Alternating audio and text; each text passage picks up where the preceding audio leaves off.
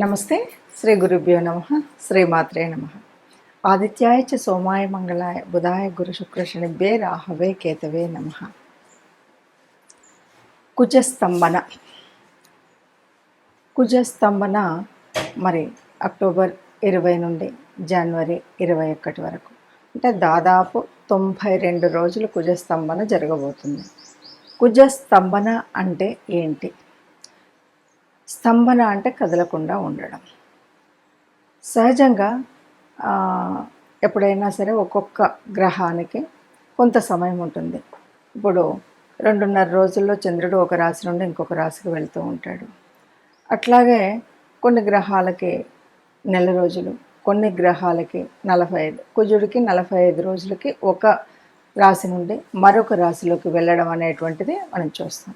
అయితే ఆ 45 రోజులు కాకుండా ఇంకా ఎక్కువ కాలం అదే రాశిలో ఉన్నట్టయితే దాన్ని స్తంభన అంటారు. ఇప్పుడు ఇక్కడ 92 రోజుల కాలం మరి మిథునం నుండి కర్కాటకంలోకి వచ్చినటువంటి కుజుడు యొక్క స్థితి ఉంటుంది. మరి కుజుడు అంటే మనకు పాపగ్రహాల్లో ఒకటి అని చెప్తుంటాం. అలాంటి కుజుడికి మరి కర్కాటక రాశి నీచ స్థానం పొందేటువంటి స్థితి.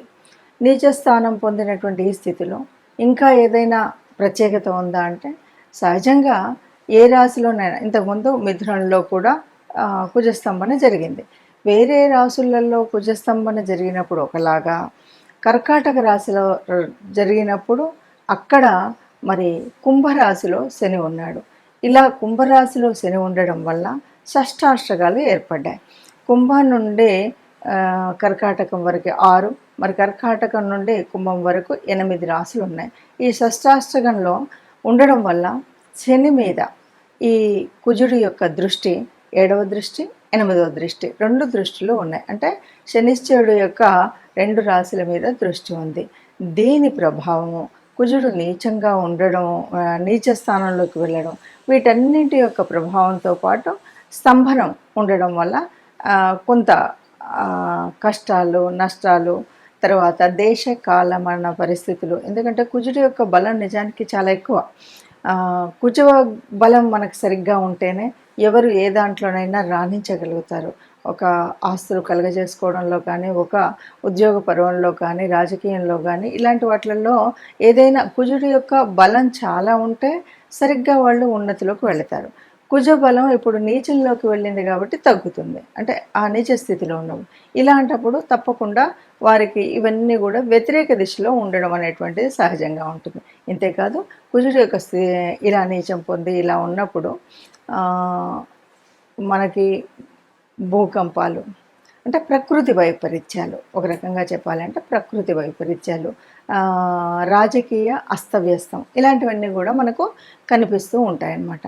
ఈ పరిస్థితి మనకు 92 రోజులు ఉంటుంది. ఇక దీనివల్ల కొన్ని నష్టాలు ఉంటాయి. అయితే మరి ఇలా ఉన్నప్పుడు అందరికీ నష్టం జరుగుతుందా, కొందరికి అంటే మనం చెప్పాలంటే గురు పాలిత గ్రహాలు ఏవైతే ఉన్నాయో వారందరికీ కూడా ఈ కాలం బెటర్గా ఉంటుంది. అదే శనిపాలిత గ్రహాలకి నష్టంగా ఉంటుంది, కష్టంగా ఉంటుంది. గురుపాలిత గ్రహాలు ఉన్నటువంటి ఆ రాశులు ఏంటి అంటే, ప్రత్యేకించి కనుక మనం ప్రత్యేకంగా చూసుకుంటే మనకు మీనమేషాలు, తర్వాత సింహ కర్కాటకాలు, అట్లాగే వృశ్చిక ధనుసు రాశి, ఇవన్నీ కూడా గురుపాలిత గ్రహాల యొక్క రాశులు. మరి ఈ రాశులలో చక్కగా ఉంటుంది అని మనం చెప్పొచ్చు, అంటే వాళ్ళకి బాగుంటుంది. ఇక మిగతా వాటికి అంతా కూడా కొద్దిగా కష్టం, నష్టం జరుగుతూ ఉంటుంది. మరి ఇలా ఉన్నప్పుడు ఈ 92 రోజులు ద్వాదశ రాశులకు ఎలా ఉంది అంటే, కొంత ఇది మనం స్థాళీపులక న్యాయంగా వీటికి బాగుంటుంది, వీటికి బాగోదు అని చెప్పాం కదా. మరి మిగతా అన్నింటికి కూడా ఎలా ఉంటుంది అని చూసినప్పుడు కనుక ఒక్కొక్క రాశి, ఒక్కొక్క ఈ ద్వాదశ రాశుల వారికి ఎలా ఉందో చెప్పుకోవాలి. అయితే ఇక్కడ ఇంకొక క్లాస్ ఏంటంటే, ఇప్పుడు గురు పాలిత గ్రహాలు ఉన్నాయనుకోండి, వారికి ఇప్పటికే కుజ దశ అయిపోయింది అనుకోండి, అయిపోతే వీళ్ళకి వచ్చే లాభం ఏమీ లేదు. అలాగే శని పాలిత గ్రహాలు ఉన్నాయనుకోండి, వాళ్ళకి ఇప్పటికే కుజ దశ వచ్చిందని అయిపోయింది అనుకోండి, వాళ్ళకి వచ్చేటువంటి నష్టమేం లేదు. సహజంగా ఇలాగా కుంభరాశిలో శని ఉండి కర్కాటక రాశిలో మనకి కుజుడు ఉండడం అనేది దాదాపు 30 సంవత్సరాలకు ఒకసారి జరుగుతూ ఉంటుంది. అలాగా ఈ 30 సంవత్సరాలకు ఒకసారి జరిగినప్పుడు కొంత ఎలాంటి విపరీత పరిణామాలు ఉన్నాయి అన్నది మనం ముందుకు వెళ్ళి చూసుకుంటే కనుక తెలుస్తుంది. ఇప్పుడు ద్వాదశ రాశుల వారి యొక్క ఫలితాలని తెలుసుకుందాం. తదుపరి రాశి తులారాశి. తులారాశి వారికి ఈ కుజ స్తంభన అనేది ఏ రాశిలో జరుగుతుంది అంటే తులారాశి వారికి 10వ స్థానంలో కుజస్తంభన జరుగుతుంది. 10వ స్థానం అంటే ఉద్యోగ స్థానము. ఉద్యోగ స్థానంలో కుజస్తంభన జరగడం వల్ల నష్టం ఉందా కష్టం ఉందా అంటే మళ్ళీ ఫస్ట్ క్లాస్లోకి వెళ్ళి ఇప్పటికి కుజదశ వెళ్ళిందా వెళ్ళలేదా ఇది చూసుకుంటే దాని తర్వాత నిర్ణయాన్ని తీసుకోవచ్చు. అయితే ఇక్కడ ఇలా ఉన్నప్పుడు సహజంగా ఇవేవి తెలియకుండా మామూలుగా కుజస్తంభన జరిగింది 10వ స్థానంలో అంటే ఉద్యోగానికి కొంత ఇబ్బంది కలిగేటువంటిది ఉంటుంది. మామూలుగా ఉద్యోగ స్థానంలో వారు చేసే చోట కొంచెం అనుకోకుండా ఒక పిచ్చి బాస్ రావచ్చు, లేకపోతే మనల్ని షాడిస్ట్ అయిన వాళ్ళు ఎవరైనా మనల్ని బాగా ఇబ్బంది పెట్టవచ్చు. లేదు ఇప్పటికే ఉద్యోగం కోసం రాసినటువంటి వారికి అన్నీ అయిపోయాయి ఇంకా ఉద్యోగంలో చేరుదాము అని అనుకునే సమయంలో కొన్ని ఇబ్బందులు రావచ్చు. ఈ 3 నెలల కాలం ఉద్యోగ రీత్యా అనుకోని విపత్తులు అయితే వస్తాయి. అనుకోకుండా లేదు ఉద్యోగానికి వెళ్ళడానికి పెద్ద శ్రమ అవ్వచ్చు, ఎందుకంటే దూరంగా ట్రాన్స్ఫర్ అయింది, ప్రతిరోజు ఉద్యోగం అంటేనే అమ్మ బాబోయ్ అనేటువంటి పరిస్థితి ఏర్పడవచ్చు. లేదా అక్కడ ఉన్నటువంటి అంటే మనకంతా కూడా అపోజిట్గా శత్రుగణంలాగా ఉద్యోగ ప్లేస్కి వెళ్ళాలంటే కూడా ఇబ్బంది కలిగేటువంటి స్థితి కూడా ఉండొచ్చు. ఇలాంటివి అనేక రకాలుగా ఉద్యోగ రీత్యా మనకు ఇబ్బందులు కలుగుతాయి. లేదా ఉద్యోగం నుండి మనకు వచ్చేటువంటి జీతం కానీ ఇవన్నిట్లలో కూడా కొంత ఏదో వాళ్ళకి ఇబ్బంది కలిగి మనకి 3 నెలలు జీతాలు ఇవ్వకపోవడం ఇలాంటి స్థితి కూడా అంటే మనం చాలాసార్లు చూస్తూ ఉంటాం కంపెనీలలో. అప్పుడప్పుడు మారినప్పుడు కొన్ని కంపెనీలకు వచ్చే ఇబ్బందుల వల్ల 2-3 నెలలు శాలరీస్ ఇవ్వలేదు అని చెప్తుంటారు. ఇలాంటి పరిస్థితి అంతా కూడా ఇప్పుడు ఈ రాశి వారికి మనకు కనిపించేటువంటి పరిస్థితి అయితే ఉంది. కాబట్టి ఆర్థిక పరిపుష్టి కొద్దిగా ఇబ్బంది కలిగే విధంగా ఉండొచ్చు. అలాగే మనం ఉద్యోగం చేసేటువంటి ఉద్యోగం శారీరకంగా మానసికంగా బాగా ఇబ్బంది అనిపించవచ్చు. వెళ్ళడానికి ప్రయాణం చేయాలా ఇంత దూరం అనే వాళ్ళు కొంతమంది ఉండొచ్చు.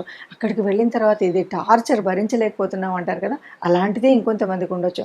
మొత్తంగా ఇబ్బందులు ఆ రకంగా అంటే ఉద్యోగ స్థానం నుండి ఉద్యోగం వల్ల మనకి ఇబ్బందులు మానసికంగా శారీరకంగా ఇబ్బందులు కలిగే పరిస్థితి ఉంది. కాబట్టి ఆ విషయంలో కొద్దిగా జాగ్రత్త తీసుకొని ముందుకు వెళితే బాగుంటుంది.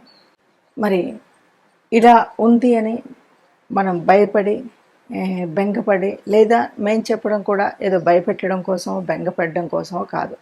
ఏం చేయాలి అంటే ముందు జాగ్రత్త కొంతైనా ఉండాలి. ముందు జాగ్రత్త ఏమిటి అంటే ఈ కుజుడి మనస్తత్వం ఏంటి? కోపము, కొన్నిసార్లు అంటే కొంచెం శత్రుత్వం ఉన్న ముందు అటో ఇటో తేల్చేస్తామనడం, అధికార ప్రభావం లేకపోతే కొంత ఇబ్బంది పడ్డం, ఇలాంటివన్నీ మనకు కనిపిస్తూ ఉంటాయి. అట్లాగే భూమికి సంబంధించినటువంటి విషయాల్లో యుద్ధాలు ఇలాంటివన్నీ ఉంటుంటాయి కదా, వీటన్నింటి విషయాల్లో మనం కొంత జాగ్రత్త తీసుకోవాలి. అంటే అన్నదమ్ములు ఉన్నారు, ఏదో భూతగాథలు ఈ ఈ 3 నెలలు కాస్త జాగ్రత్తగా ఉండి ఆ విషయంలో కనుక పోకపోతే తర్వాత కాలంలో మనం సమన్వయంగా సరి చేసుకోవచ్చు అనేటువంటిది దృష్టిలో పెట్టుకోవాలి బుక్సం. అట్లాగే ఏదైనా మన అమ్మకాలు కొనుగోలు విషయాలు ఉన్నాయనుకోండి, ఈ అమ్మకాలు కొనుగోలు విషయాల్ని మనం ఈ 3.5 నెలలు పోస్ట్పోన్ చేసుకుని తర్వాత చేసుకున్నట్టయితే మనకు సరిగ్గా ఉంటుంది. ఈ కుజస్తంభన తర్వాత మనం చేసుకునేటువంటి విషయాల్లో కొంచెం బాగుంటుంది. ఏదైనా ఎవరైనా మన మీద శత్రుత్వం ఉన్నప్పుడు వాడెంత మనం ఏదో చేసేస్తామని మనం ముందుకు వెళ్ళడం అనే ఉద్దేశం ఉంటుంది కదా, దాన్ని కూడా మనం ఆలోచించి సమన్వయం చేసి తర్వాతకి తీసుకోవాలి. అలాగే వాహన ప్రయాణాలప్పుడు చాలా జాగ్రత్తగా ఉండాలి. నాకేంలే నేను చాలా ఇన్ని సంవత్సరాల నుండి డ్రైవ్ చేస్తున్నాను ఇలాంటివన్నీ కూడా మనకొద్దు. మనం కాకుండా వ్యతిరేక దిశలో వచ్చేటువంటి ప్రభావం వల్ల కూడా మనకు ఈ ఇబ్బంది కలగవచ్చు. కాబట్టి ఈ 3.5 నెలలు మనం ప్రయాణాలలో వాహనాల మీద వెళ్ళేటప్పుడు చాలా జాగ్రత్తగా ఉండడం అనేటువంటి విషయాన్ని గుర్తుపెట్టుకుంటే కనుక ఈ ఇబ్బందులు ఉండవు. వీటికి తోడుగా తప్పనిసరిగా దైవానుగ్రహం ఉండాలి, అలాగే గ్రహానుగ్రహం ఉండాలి. మరి కుజుడికి సంబంధించినటువంటి వరకు కుజ స్తోత్రాన్ని ఎప్పటికప్పుడు చదువుకోవడం, అప్పుడప్పుడు మనం అంటే వీళ్ళని చూసుకొని మన సమయానుకూలంగా నవగ్రహ మండపానికి వెళ్ళి కుజుడి అంటే నవగ్రహ ప్రదక్షిణ చేస్తూనే కుజుడికి ప్రత్యేకించి మనం దీపారాధన చేయడం, అలాగే కుజుడికి సంబంధించినటువంటి దాన ధర్మాలు చేయడం. అంటే కుజుడికి సంబంధించినటువంటి ఎర్రని వస్త్రాలు, ఎర్రని పళ్ళు ఇలాంటి వాటితో మనం అంటే కందులు వీటిని మనం దానం చేయడం, ఆ పప్పుతో సంబంధించినటువంటి ఎవరికైనా లేని వారికి ఇవ్వచ్చు, లేదు సద్బ్రాహ్మణునికి మనం దానం రూపంలో ఇవ్వడం అనేటువంటిది మనం చేయవచ్చు. ఇలా దాన ధర్మాలు చేయడంతో పాటు గో దేవతానుగ్రహం, గ్రహానుగ్రహం కోసం ప్రయత్నం చేయడం. దేవతానుగ్రహం అంటే ముఖ్యంగా మనల్ని అనుగ్రహించేటువంటి మన ఇలవేల్పు ఇష్టదేవత. ఈ ఇద్దరిని కూడా వారి నామాన్ని విడవకుండా పట్టుకొని ఉండడమే. మనకు ఒకవేళ అమ్మవారు ఇష్టదేవత అనుకోండి, శ్రీమాత్రే నమః శ్రీమాత్రే నమః అని ఎప్పటికప్పుడు, అంటే మీరు నిరంతర నామజపన అంటారు కదా, అలా మనం ఏ పని చేస్తున్నా కూడా ఆ పని చేస్తున్నంత కాలం మనం అలా చేయడం. అలాగే వీటన్నింటితో పాటు ఈ 3 నెలల్లో తప్పకుండా దేవాలయం గోశాలలో గోమాతకి గోగ్రాసం సమర్పించడం అనేటువంటిది అత్యున్నతమైనటువంటి విషయం. అలా గోమాతకి గోగ్రాసాన్ని సమర్పించడం. అలాగే కుజుడికి అధిదేవత అయినటువంటి మనకి సుబ్రహ్మణ్య స్వామి ఆరాధన కూడా మనకు చాలా మంచిది. అంటే సుబ్రహ్మణ్య షష్ఠి వస్తుంటుంది అనుకోండి, అభిషేకం చేయించడము, సుబ్రహ్మణ్య స్వామి ఆలయానికి వెళ్ళడం, ఇవి మనం చేయవలసినటువంటివి. ఇలా చేసినట్టయితే ఈ ఇబ్బందులు ఏవి కూడా మన మీదకి రాకుండా హాయిగా అన్ని రోజులు ఎలాగో ఉన్నామో ఇప్పుడు కూడా అలాగే ఉండేటువంటి పరిస్థితి ఉంటుంది. కాబట్టి కుజస్తంభన అన్నది ఒక భయం పెట్టేటువంటి పరిస్థితి కాదు, మనకి ముందు జాగ్రత్త చెప్పడం కోసం చెప్పేటువంటి వీడియో. కాబట్టి మీరు ఇదంతా చూసిన తర్వాత ముందు జాగ్రత్తగా మనం ఏం చేయాలి అంటే ఆ నిరంతర నామస్మరణ కానీ, లేకపోతే మనం చేసేటువంటి కుజగ్రహ దోషం వల్ల వచ్చేటువంటి నివారణకు చేసేటువంటి పరిహారాలు చేసుకోవడం అనేటువంటి చేసినట్టయితే ఏ ఇబ్బంది లేకుండా ఉంటాం. అందరం సుఖంగా ఉండాలి, అందులో మనము ఉండాలని భావిస్తూ సర్వే జన సుఖినో భవంతు.